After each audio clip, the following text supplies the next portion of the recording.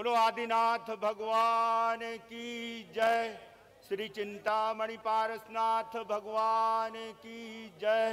बोलो भगवान महावीर स्वामी की जय। श्री सम्मेद शिखर तीर्थ की जय। जैन धर्म की जय। सरकार ने जिस तरह से हम लोगों की आस्थाओं पर, श्रद्धा पर और मान्यता पर जिस हिसाब से हमला किया है और हमारे शाश्वत तीर्थ सम्मेद शिखर को जिस तरह से वो वन संरक्षण केंद्र बनाना चाहते हैं और तीर्थ की जो पवित्रता है, निर्मलता है, उसे मिटाना चाहते हैं, उसके लिए जैन समाज संगठित होकर के सरकार के इस निर्णय का पुरजोर विरोध करता है।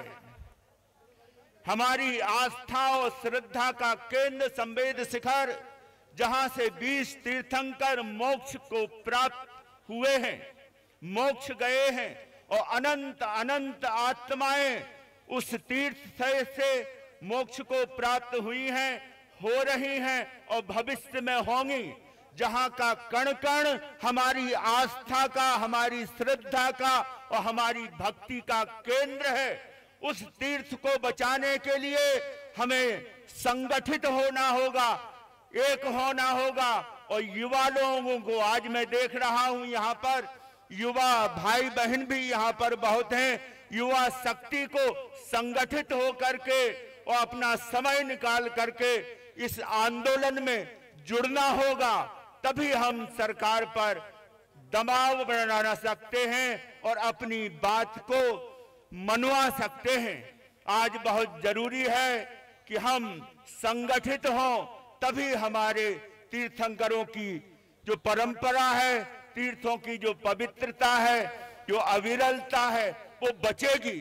और मैं विशेष रूप से केंद्र सरकार को, आदरणीय प्रधानमंत्री मोदी जी को और झारखंड की सरकार को, उसके मुख्यमंत्री को भी विशेष रूप से कहना चाहता हूं कि ये जो कार्य आपने किया है बिल्कुल गलत है, इसे वापस आपको लेना चाहिए। और जैन धर्म की, जैन समाज की जो आस्था है, उसका आपको आदर और सम्मान करना चाहिए, तभी जैन समाज शांति से बैठेगा। नहीं तो यह आंदोलन पूरे देश में संगठित होकर के एक उग्र रूप में का रूप धारण करेगा। और जैसे भी होगा, इसके लिए अगर अमरण अनशन पर भी जैन समाज के साधु साध्वियों को भी बैठना पड़े तो वो बैठेंगे, लेकिन अपनी तीर्थ की पवित्रता को, निर्मलता को और तीर्थ के क्षेत्र को खोने नहीं देंगे।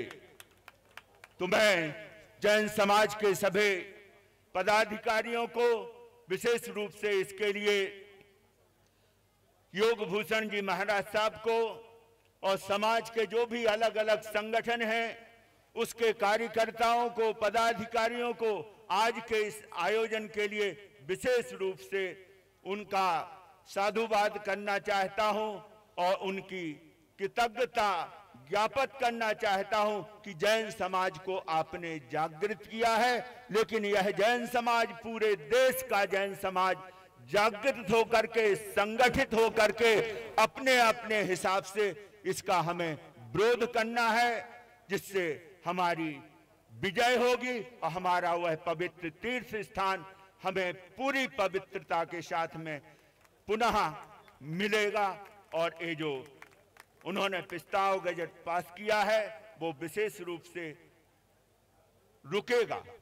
तो मैं इन्हीं भावनाओं के साथ में पुनः फिर समाज को ये कहूंगा कि ये आंदोलन की ये शुरुआत हुई है, ये रुकना नहीं चाहिए। सतत रूप से ये पूरे देश में ये आंदोलन चलना चाहिए। इन्हीं भावनाओं के साथ में ओम अरहम, ओम अरहम।